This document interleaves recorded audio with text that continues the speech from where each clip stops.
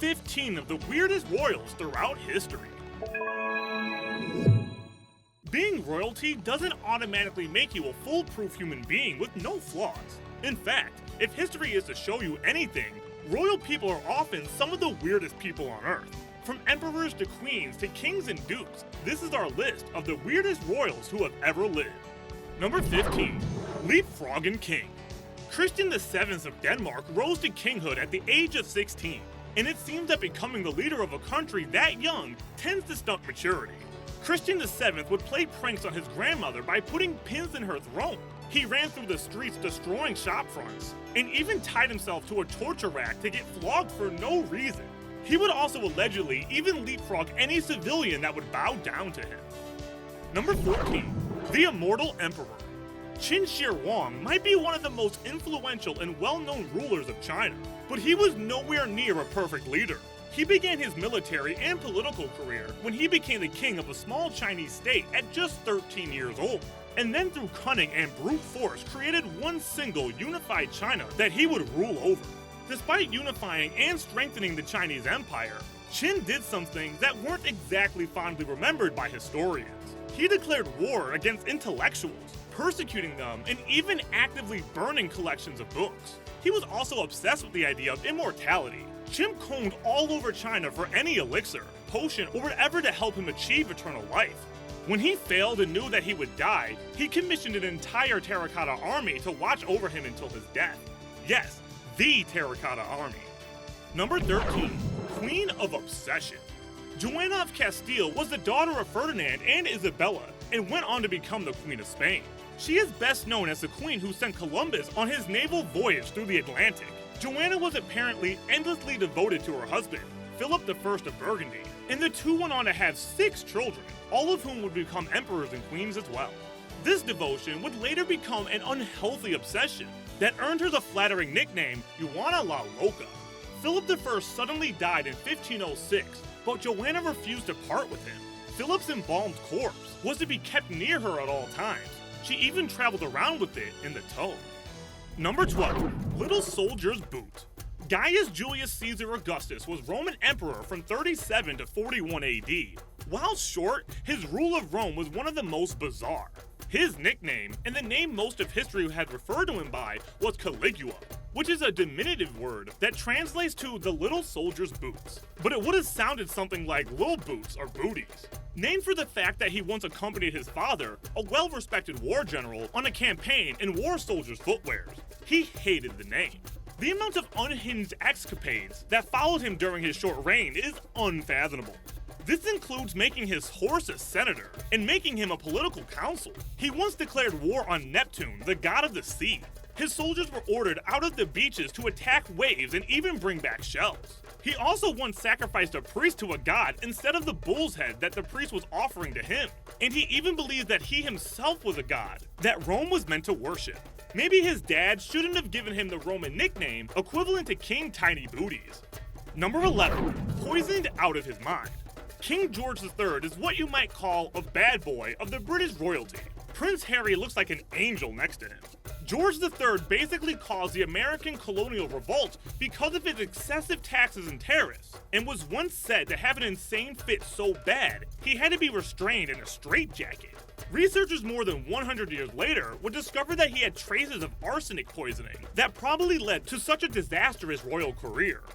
Number 10. Satanic Panic of Justin II. Justin II, Emperor of the Byzantine Empire from 565 to 578 AD, was apparently so mad it almost seemed cliché or stereotypical.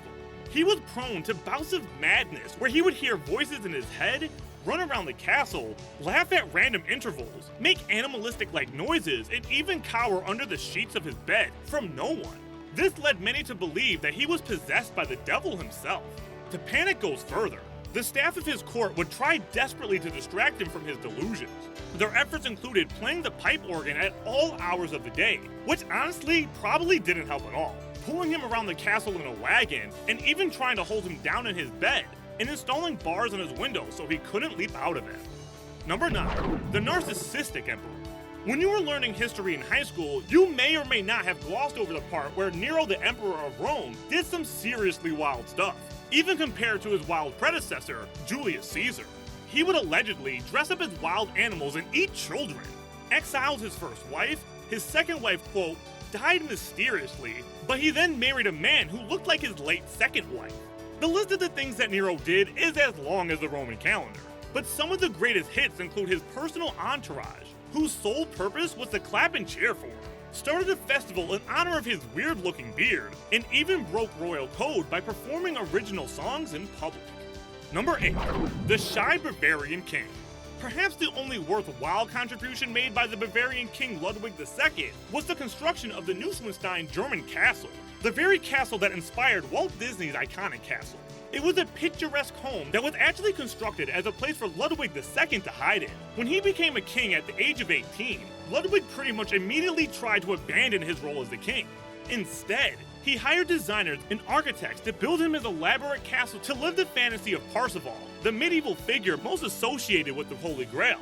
His property was seized by Germany banks when he was deposed as king for failing to be a leader in any way. Number 7. Playful Emperor of China. Zhengde Emperor inherited his family dynasty at the age of 14 in 1505 and ruled into 1521. One of the strangest things he did was play make-believe, like obsessively. While his giant empire demanded leadership, Zhengde preferred to play games like pretending to be a shopkeeper with his servants. He would even pretend to go on raiding parties as a general with an army dressed in only silk. He even apparently invented his alter ego that he would go on by when he didn't actually make military decisions. It is almost not surprising that his reign ended after becoming so intoxicated on a boat during a fishing trip that he fell off and drowned. Number 6.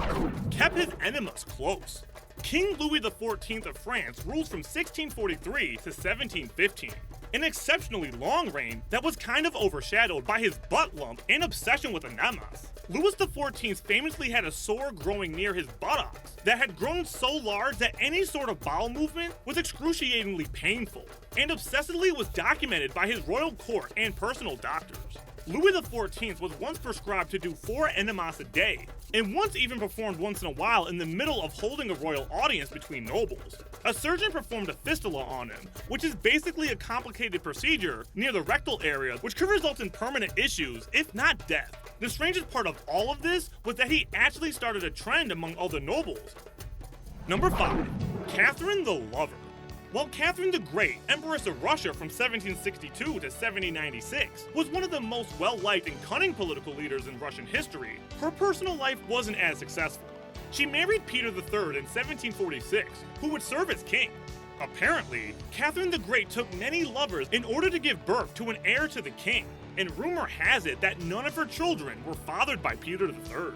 When her husband took control of Russia, she plotted to overthrow him with the assistance of other nobles, and took on the role of empress. She continued to take on lovers at her whim, and even tried to install one of them as king of Poland, and she later declared war on him when he wasn't being a good puppet.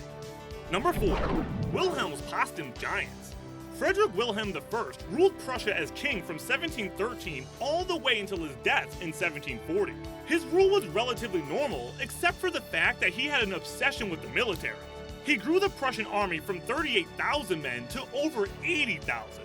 Stranger yet was he was obsessed with having unusually tall soldiers.